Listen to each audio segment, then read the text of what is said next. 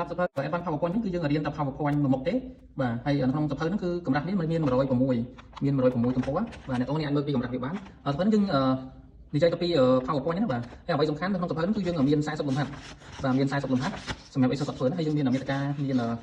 នេះមេត្តាមេរៀនពីលំហាត់មួយយើងធ្វើអីខ្លះបាទប៉ុន្តែសភៅនេះយើង print សខ្មៅទេមូលហេតុយើង print សខ្មៅគឺថា print សខ្មៅគឺតម្លៃលក់ឲ្យសិស្សទាបបើសិនជាយើង print color ស្អាតប៉ុន្តែ print color យើងលក់ឲ្យសិស្សថ្លៃដែរអញ្ចឹងខាងសម្រាប់ print ជាសខ្មៅសិនហើយអ្នកនរមើលនេះគឺជាលំហាត់វាគឺពពកកម្មឆ្នៃប្រឌិតមានពាណិជ្ជកម្មមាន logo អញ្ចឹងទៅបាទ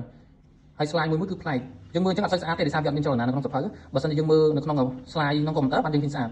យើងមាន slide មួយអញ្ចឹងណា slide ទី1ធ្វើអី slide ទី2ធ្វើអីអានេះតើតើ slide team សមាជិកក្រុមអញ្ចឹងណាបាទ load មកដំបូងចេញមកអញ្ចឹងបាទតែយើងមើលក្នុងសភៅអញ្ចឹងគឺអត់ស្អាតទេតើតើមើលនៅក្នុង computer ឃើញ slide វាមានចលនាមានពណ៌ស្អាតមកក្បាលគឺមាន40លំហាត់ដូចគ្នា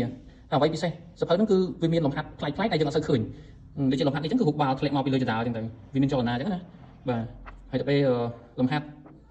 ផ្សេងទៀតឧទាហរណ៍នេះលំហាត់លេខ1លេខ2នេះគឺមានលេខរៀងវាមានលេខ1លេខ2នេះវាមានចលនាបន្តតែយើងមើលក្នុងសភៅហ្នឹងអត់ឃើញទេតើមើលក្នុងវីដេអូបានឃើញស្អាតបាទអញ្ចឹងអ្នកទោនេះចង់បានអាចកំងបានសភៅមានស្តុកណាបាទសភៅ Advanced PowerPoint យើងនិយាយទៅពីកម្មវិធី PowerPoint ទេបាទសូមអរគុណ